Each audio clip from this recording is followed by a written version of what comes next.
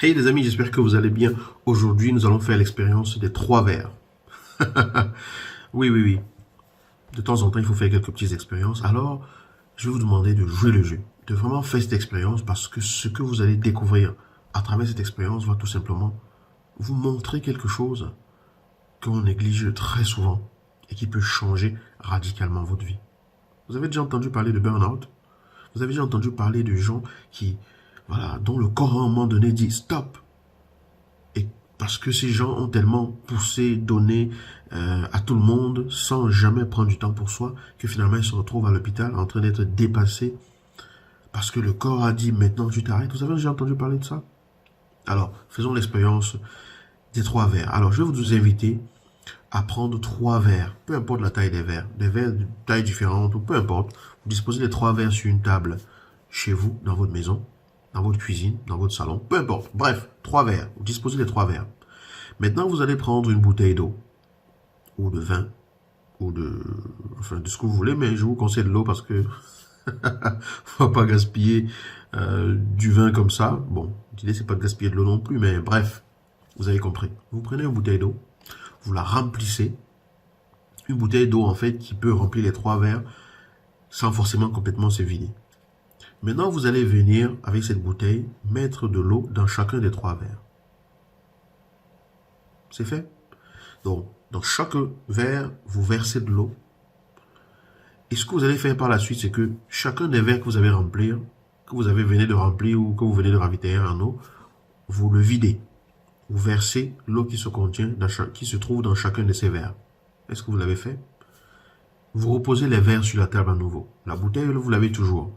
Maintenant, avec l'eau qui reste dans la bouteille, remplissez encore les 3 verres.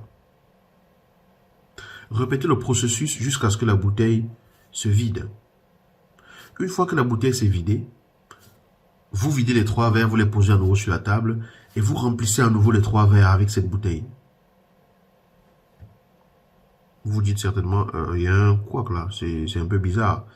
Comment est-ce qu'il nous dit de remplir des verres avec une bouteille qui est vide? Eh oui, bingo, Einstein, vous avez compris le truc. Comment peut-on remplir des verres avec une bouteille vide? Quelle est la solution?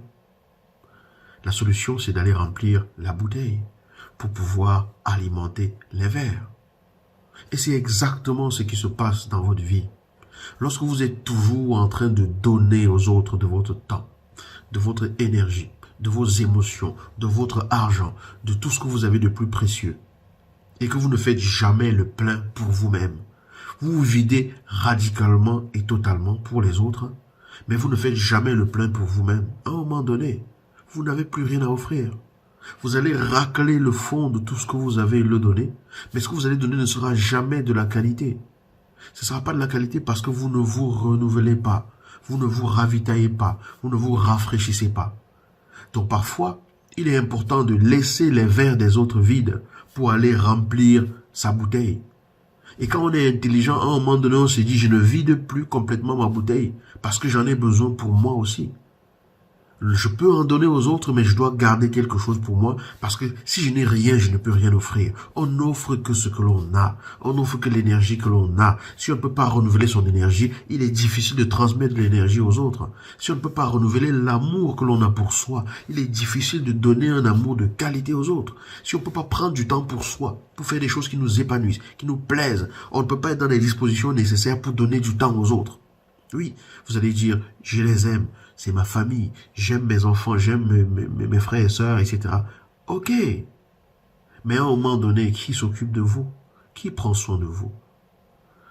On ne peut mieux donner que lorsque l'on prend du temps pour se ressourcer. Alors que ce soit dans votre milieu professionnel, que ce soit dans votre relation de couple, que ce soit dans votre relation avec vos enfants, avec vos frères et sœurs et tout, il est important de prendre du temps pour soi, pour se remplir. Il est important de prendre du temps pour soi, pour se ressourcer. Il est important de prendre du temps pour soi, pour se connecter avec soi-même. Prenez du temps pour vous, faites des choses qui vous nourrissent, faites des choses qui vous font du bien, faites des choses qui remplissent votre énergie, faites des choses qui remplissent votre bien-être. Parce que quand vous remplissez votre bien-être, vous êtes mieux disposé pour déployer cela aux autres.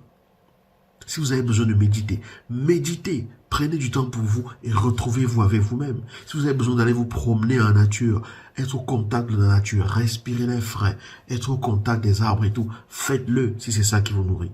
Si vous avez besoin de vous retrouver et faire des vidéos qui donnent de la valeur, comme ce que je suis en train de faire, parce que j'aime énormément le faire et tout, faites-le, parce que lorsque je le fais, après je me sens chargé, je me sens bien parce que j'ai contribué à quelque chose dans le monde.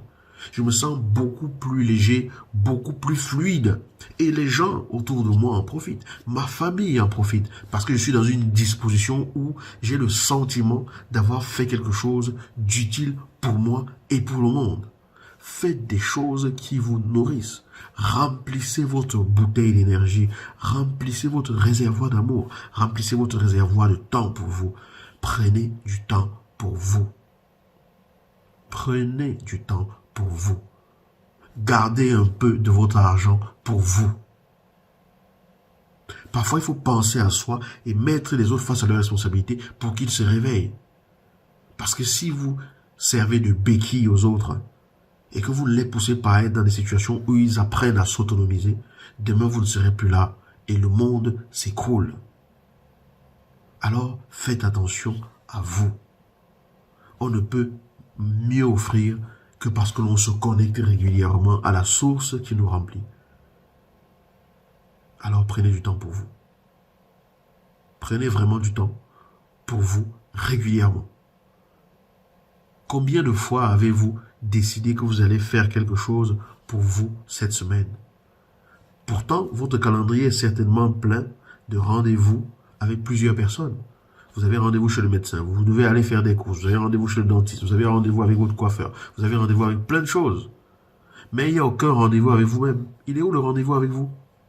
Est-ce que vous avez mis un rendez-vous dans votre calendrier avec vous où vous avez décidé que aujourd'hui c'est le mien, je me coule un bain, je suis dans mon bain, je me prélasse, je me savoure d'être dans ce bain parce que c'est le rendez-vous bien-être que je me suis fixé avec moi-même où rien d'autre n'existe. Combien de rendez-vous avez-vous avec vous-même par semaine? Aucun. Pourtant, vous avez des rendez-vous avec plein d'autres personnes dans la semaine. Pourtant, la personne la plus importante de votre vie, c'est d'abord vous. Pensez-y.